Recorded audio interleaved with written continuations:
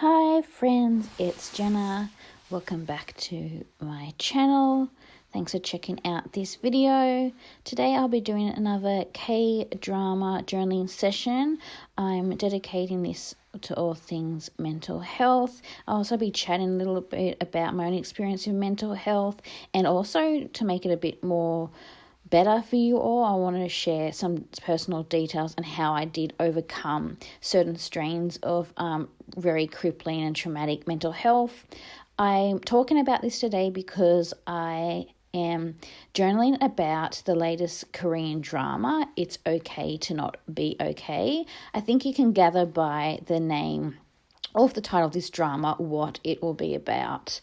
When I first heard the name of this particular Korean drama series, I didn't really jump into it straight away to watch, even though I knew it was kind of becoming really popular amongst K-drama watchers and viewers. But for someone who's gone through mental health, I do find like hearing things about it, even though it's really great to talk about it, or watching media or reading things, it can be triggering to and makes you remember and start feeling those feelings that you had when you had a mental health issue, whether it's anxiety or really deep-rooted trauma or panic attacks or depression. So I do tend to be careful of not setting myself off, because if you're someone that suffered from mental health before, it's kind of like this overwhelming wave that washes over you and kind of drags you down, and you can start feeling it again at certain times in your life, and you just need that to stop, because if you don't stop that wave, there's a fear that it can come back. So I'm really happy I did end up watching it. As you can see, I've designed a printable regarding this because it was something that I really wanted to share with you. It's something I wanted to talk about, and mainly it really was a great series. It was done really well in the fact that it talks about all different strains of mental health, all different types of mental health issues. Given the current pandemic right now, I'm sure there's a lot more people suffering from it due to all sorts of things, from isolation, being cut off from family, maybe that your living arrangements have changed and they've been quite stressful, job loss, and then the usual mental health issues that we all kind of face daily. If you maybe get daily anxiety about certain things, I know I suffer from social anxiety more than the trauma or something that occurred in my young adult years. So it was really well done, this Korean drama, because it was done in a way where they could talk about the issues, share the issues, and explore each character and how they dealt with it, how they're going to deal with it. But they did it in an also very positive manner. I know that sounds so weird because, I don't know, I find a lot of, especially American shows or dramas, it can just be a bit over the top and it just doesn't really translate to what it, it just doesn't make, I find American dramas can be really over the top and they don't really find a point. It's kind of like lazy writing. But I find that with Korean dramas, they really kind of delve into the characters and they are not scared to explore different things. But they also do it in something where you see something happen and then you learn something from it. And then you can see how a particular character is recovering in their situation. This show was just so beautiful and endearing. The characters really captured my heart. I don't want to butcher any of their names, but there's the main characters are two different young adults who, one is a fairy tale storybook writer, and she's got some really horrible, deep-rooted family trauma and experience, and she's dealing with mental health in a more hateful way, I guess, so she's lashing out a lot. And she's not coping, so she's been very loud about her emotions and feelings, but in a very negative way. And then the other side, you've got the male lead character, and he works psychiatric ward. He's someone who has also a lot of family loss and post-trauma too, but he's expressing his in a much more different way, where he is a silent sufferer. He's someone I probably could relate to when it comes to dealing with it, where you kind of like bottle it right down and you don't say anything, and it's just as bad as the very aggressive trauma, but he's just dealing with it in a different way. So I thought that was really interesting to show these characters and how they had different styles of family traumatic experiences and how they were dealing with it in a different way. Whereas he was like kind of plodding along like nothing was kind of wrong and trying to put on a happy face so he wasn't affecting other people in his family, like his brother who suffers from autism. His brother is autistic. And I just loved his brother. Was just so, I wanted just to really just reach through the TV and just hug these characters, because they'll just, and they're just so, it was just beautiful. You have to watch it. I don't want to spoil it too much, but it was just really clever how they were able to show the different styles of mental health. On that note, there was a lot of things that you could learn from the series. Like, it kind of teaches you like not to judge a person. I think people can be judged a lot by the way they act, why it's never correct to be horrible and mean to other people, but it also makes you think about maybe those people who are mean or not being great is because they've got something that they're suffering about. And they're finding it hard to deal with, and it's their way of crying out, saying that they need help. And then there's other people on the other scale who are really quiet about it and kind of bottle things up, and they're just as, in need for help. And the moral of the story is just be kind to everyone and embrace people's differences and be patient with people. Like, I know for me, dealing with, I guess, the social anxiety aspects. I don't like big crowds or parties, especially in my younger years too. I always felt a bit left out, but I didn't really want to participate in some of the things, and it can come off as, I don't know, kind of like snobby or just rude or boring, but it was more the fact that I was dealing with something that I couldn't explain to anyone, and I just didn't like to be in these social situations or put into situations when I was uncomfortable. So it was more like, I think you need to understand that maybe also people can have a lot of trust issues, and maybe they don't put themselves out there as much because of that. Yeah, it's just really important to reflect on your feelings and reflect on what others might be feeling. So having deep empathy for others is really important. I really like how it taught you how to confront your trauma. I really wish I knew this butterfly hug as a coping mechanism, especially when I was going through the harder mental health stages. But I'm happy that I have this technique now, which I learnt from watching the show, and it can really help you to stay calm, relax. If you're like angry about something or panicked about something, if you just need to calm down and breathe, this is definitely a coping mechanism.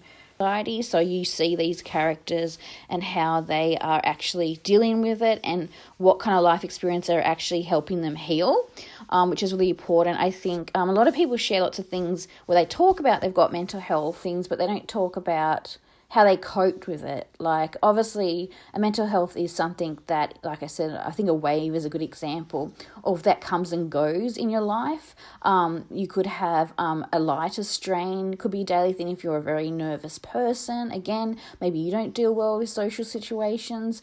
There's also like the more deep-rooted strains where you're in depression, and then you're dealing with like something that's traumatic that you can't seem to heal and get over. If anyone is dealing with that traumatic stage, I would definitely recommend talking to someone. I didn't talk to someone when I needed to, and I pretended that everything was okay, quite like the character in the It's Not Okay to Be Okay, the male lead character, I think I could really relate to how he was dealing with it. I kind of lied and put on like a happy face where I was dealing with shock was an event that occurred, and it still affects my life today, but I'm working on it. It's hard. It's really hard. It's important to like get help. Like I wish I kind of maybe talked to someone about it and got help. Again on the coping methods, things that kind of got me through was, well, it was pretty bad. Like when it starts affecting your daily life, meaning you're not eating, sleeping, you're not operating normally, you're operating in a way that's it's not good for your daily life. Or I was in a stage where I wouldn't be leaving the house. I was too scared to leave the house. When I left the house, if I was like walking by myself or something, I would be running in a panic. Sorry, this is really hard to talk about. I haven't. I had trouble when I kind of was trying to get over it. I was still having to go to work, and then I'll have to take public transport and different things. And I just couldn't handle people coming near me or sitting near me, so I'd kind of get up and move. I would have fits where I would be just like sitting and shaking uncontrollably and just not being able to breathe properly. It was bad. I don't want you guys to worry about me, but I just want to talk mainly about the coping methods. Everyone's different. I personally don't like taking pills because I'm horrible at swallowing pills. I'm a bit of a pill baby. So I also didn't want to be on something that I had to like kind of be on and kind of get addicted to and then try to wean myself off it. I didn't want that. I was young when I was going through it too, so it's talked about more, mental health now, which is really good, but it wasn't talked about then at all, and people didn't understand, and I just was really alone in it. So I really had to try and figure out myself how to cope with it. And I think it got to the point where, knowing at the age I was in my 20s with it, that I wasn't living like a normal 20-year-old, and that was upsetting me. It's meant to be the time when I guess older adults or our grandparents say is it our prime years, when it's the most exciting time where anything can happen and it's meant to be exciting. And I was experiencing this horrible emotion at a time where I should have been excited about life. And the event that happened to me just really like cut me in half and changed me and just my view, and I just started just giving up, and I just didn't trust anyone anymore. Obviously there's a lot of life issues that mix in between it, but yeah, I just couldn't cope. One of the things I did do is I did actually go to a herbalist because I had stomach issues. Because my emotions are connected to my stomach. I had a lot of stomach problems, so I was seeing a herbalist before a traumatic experience. And so then I went to one again, and I did start taking Rescue Remedy, which is like a herbal drop, and that did kind of help me. And then I was trying to teach myself like breathing techniques, and I'd try and find information on the internet. Not that there was much at the time, but I did find the herbal things helped me. I also, again, it's really hard to concentrate. I couldn't read, and I love reading. But journaling is like one of the biggest things that I've been doing through my whole life. So as a kid, I've been journaling. I've pretty much got every year of my life in journal form, which is something really special to have. Interesting enough, I stopped journaling when I was experiencing these horrible bouts because I didn't want to write about it. It was too hard to write about it. But it is good to try and write about the negative things if we can.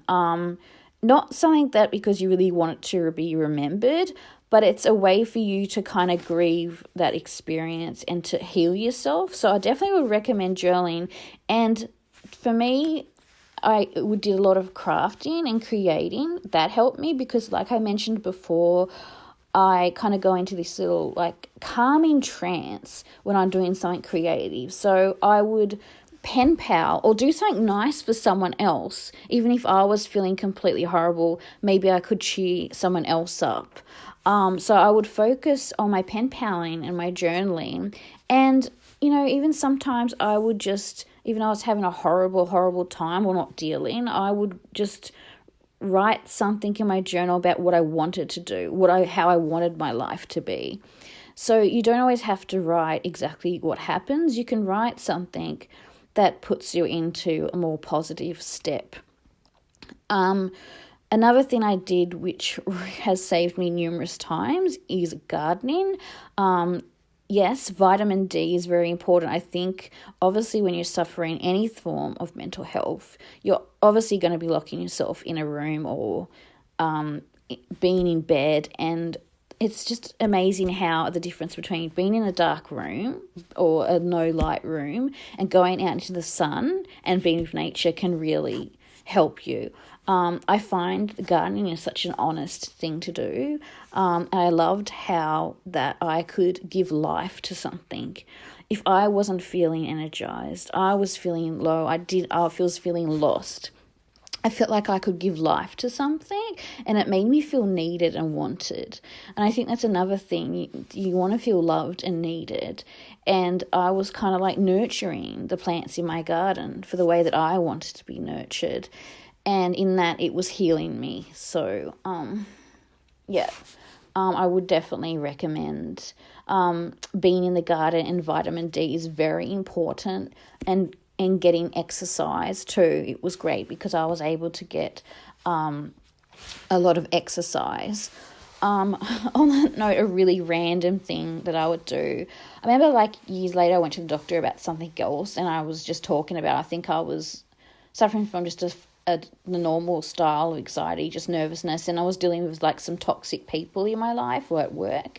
And I remember the doctor did ask, have you suffered from any mental health before? And I didn't really want to go into it, but I said, yeah, I've kind of overcome that kind of really deep, dark strain. And she was like, oh, what did you do? Did you take something? And I was like, no, I didn't take anything. I was just like, she means like pills or anything. I said, I would just do really random things where I learnt to train my mind to think the opposite way. So if your mind can be really powerful enough to make you feel that low, my mind should be able to flip the other way, right? This is what I kind of got to the point where I was literally sitting there and screaming at myself to train my brain to flip back into the positive way rather than being overshadowed. So I was screaming to myself, and it sounds so outrageous, but I would literally just sit there and go, no, you're doing this. No, you're not going to give up. And I just really kind of be forceful with myself. I also did really random things, like I would go online and look at pictures of quokkas. I know that sounds so stupid and so silly, but like it would calm me down because I love quokkas. They're the cutest animal. And it would make you laugh and smile. So it's like the little things that can trigger you into quite a happy thought and kind of overcome things. I'd also would like think about all the things that made me happy when I was like younger, or things that made me happy at the happiest times in my life. And I'll try and do like one of those things if it was like a hobby or an activity. And I also would watch really nice movies that are feel-good movies, especially a lot of rom-coms. I do love like things like my Pride and Prejudice and stuff, so I would watch all that. I love inspiring funny comedies. Like I love She's the Man by Amanda Bynes is hilarious. I've watched that like all the time. I also like The Internship, that Google one. I just really think it's really motivating, upbeat. So it's like trying to like change that kind of path of thought and flipping it over to more positive activities. I would probably recommend, to be honest, watching a movie over binge watching something. And I'm saying this because I don't know if you ever experienced, but I know I probably have a K-drama when you're so invested in like a series and you would like watch it non-stop, and then you kind of, when it ends, you get really irritable and angry. That's probably not a really good feeling to have if you're dealing with mental health, because it doesn't help to just escape into something else like a show or something, because you know how you can get really invested. So I will like put like a warning out there that I probably would recommend a nice lighter, shorter movie, although do watch it's okay to not be okay, because I feel like the show was healing me when I was watching it too. It was really clarifying a few things, and it was pretty amazing experience. It's right up there as a top K-drama for me, so I really would recommend you guys to look it up. I hope the waffling hasn't been too annoying. I wanted to really talk about this issue, but I just find it a bit pointless to just bring it up randomly. It needs to have some sort of takeaway for you guys. So I just wanted to kind of highlight and bring this forward in a more organic way. Yeah, I feel like sometimes it can be treated as like a trendy thing, mental health, where it needs to be about a real thing. It needs to be real, and there's real people that are really suffering. It's not about what's trendy. And yeah, that really affects me when I see it getting thrown out there in a very not helpful way for other people that are really suffering. And especially with this pandemic, there's a lot of different styles of mental health and different ways people are suffering. My heart goes out to everyone.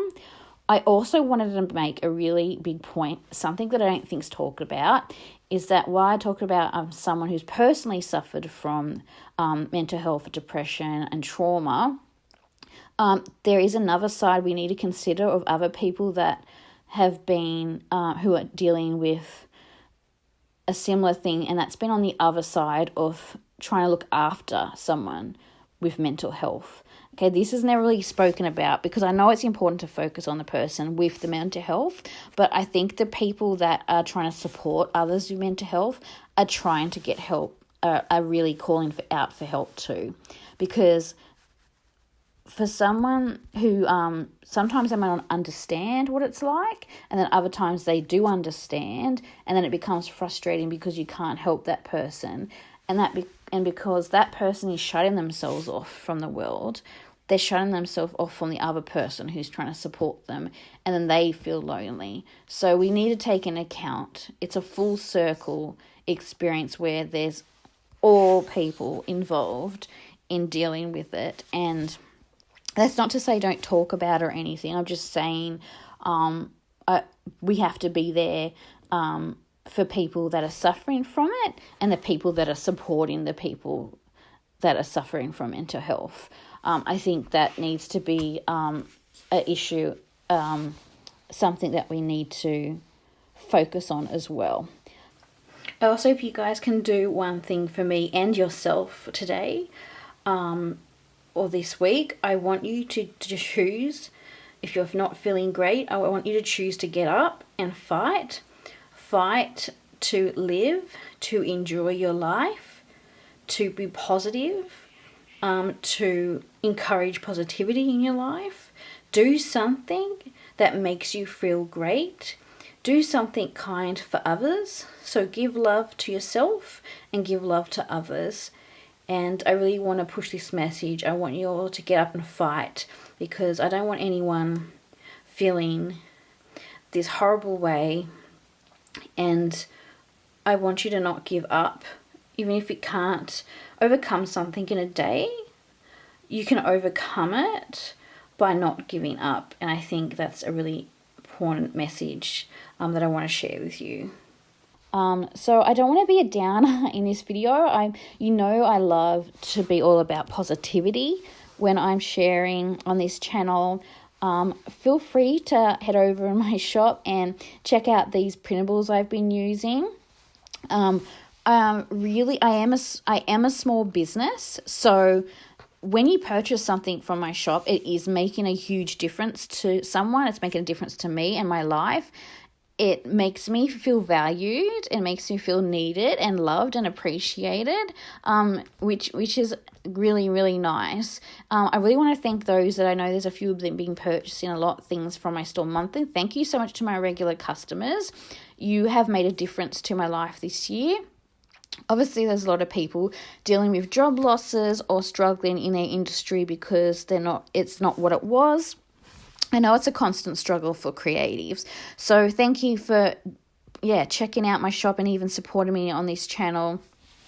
So my printables are available in my shop. All the details are in the description box below. I have my It's Okay to Not Be Okay printable sheets, and I also have, that will be uploaded in the same release, is another printable set from another Korean drama called Mystic Pop-Up Bar, and that includes some stickers I illustrated, very inspired by the show, and I've also designed some Korean food recipe cards that are also available in this printable too. So I'll be probably doing a journal spread on that as well, but I just wanted to kind of put that in at the end of the video that would be up in my shop. So feel free to check it out. I hope you enjoyed watching and K-drama journaling with me. Please leave your recommendations in the comments below. Also, if you have a coping mechanism that helps you get through mental health, or something, like I said, mental health is something that you can go through daily, so it's not always fully healed, but something that help you get by, even if it's something, the littlest thing, feel free to put that in the comments below too. I hope you're all well. I'm sending my love to everyone and giving you all a big hug in my mind, and thank you so much for being a great support, and I'll see you in my next video shortly. Bye for now. Bye.